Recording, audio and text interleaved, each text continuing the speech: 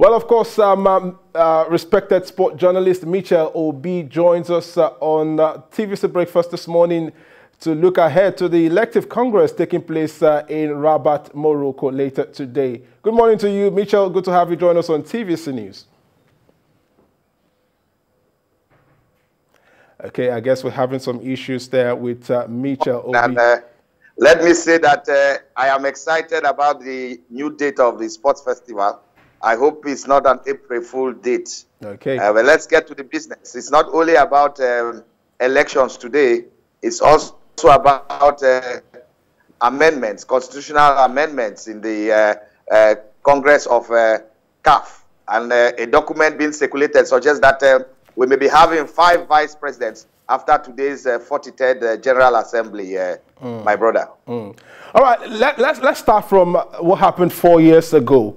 When Ahmad led a revolution that ousted Isaiah II, who was CAF president for 29 years. 4 years down the line, how much difference has the Ahmad revolution brought to African football? A revolution may be a deeper word for what happened in Addis Ababa 4 years ago. To be precise, Ahmad came with the message of change, and change was at that point in time necessary, because we've had a president who had stayed in office for almost 29 years, and it was time to at least find a fresh blood, or as they say, a new broom. Ahmad came with change. He promised change. He said he was going to take the game to the people. At the end of the day, what we saw was a game that is in disarray. And a few hours to the Congress, that will bring in usher in a new dispensation. I want to say that the Ahmad regime has been one to forget. Indeed, it's been one that has shown not only the ugly side of African football, but perhaps a side that many will not wish to see. And that's why they are bringing in an outsider. Perhaps an outsider will give the necessary pep. But then again, we are looking at a coronation by acclamation. All right, let's look at the man of the moment, Patrice Motsepe. Is a big name when it comes to African football. Is a president of Mamelodi Sundowns. But what will he be bringing into the presidency of the highest football body on the continent? To be sincere, he's a big name when it comes to having mines and counting banknotes as a billionaire. But he's not a big name when it comes to African football, because he knows very little about the game, even though he's the owner of a club. Indeed, he has said that he loves football, and loves football not only stupidly but irresponsibly.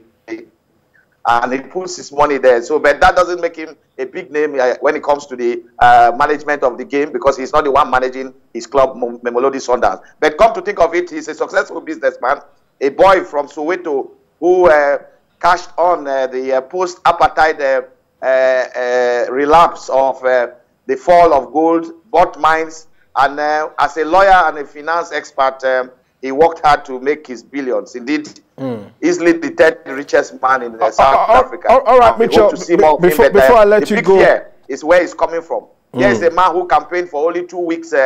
Many didn't get to see him even when he announced his candidacy. That was done by somebody else. And now he's come out, and many people are asking the question, is he going to be remote controlled from Zurich? Because he's coming at the instance of the overlords in FIFA headquarters. But then you want to believe he is an independent thinker. He has worked so hard to make his mark. He can't afford to allow football, especially football at the management level of the continent, to disturb him.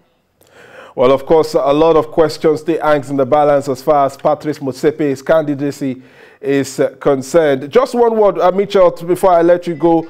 I think we should let you go now, because we need to go on this quick break. And after we return, we'll take more sports stories. Stay with us on TVC News. Looking at the build-up to the CAF elections coming up later today. Mitchell, good to have you back. Staying with us on TVC Breakfast. Let's quickly talk about the Ahmad candidacy. He's contesting for a seat on the FIFA Council, contesting against a Kenyan, Malawian, and Zambian candidate. What is the chance of Ahmad on this one? First, you must give it to Ahmad Pinnick. He sees more than some of us when it comes to politics in the game.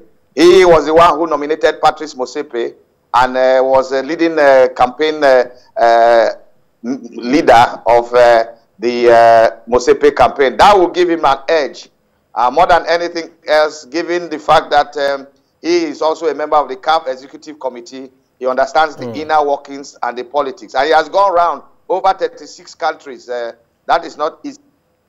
That is not easy. And so we look ahead to seeing Amaju as a FIFA Council member, but we real very tough. I don't expect a gang up. But if a gang up comes up, we may not have Amaju there. You look at the East Africans. They have at least 4 candidates among the 5 Amaju will be going against. There is also the Gambian. So 5 candidates plus Amaju 6 and just going for 1 spot. 1 spot because Motsepe, an Anglophone, has also taken over the FIFA Council seat as Vice President. Okay.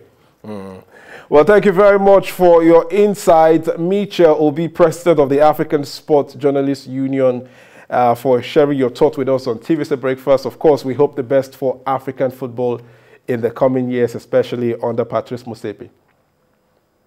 Hope is always necessary, but hope without a future can be hopeless. All right, we'll wait to see that. Thank you very much for joining us. Well,